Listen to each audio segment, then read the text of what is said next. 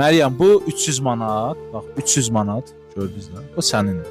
Bu 300 manata nə edəcək? Buyur ələ pulu. Deməli bu 300 manata nə edəcəksən? Sən də sağ ol. Bax, deməli kirayə, taksi pulu, makler pulu.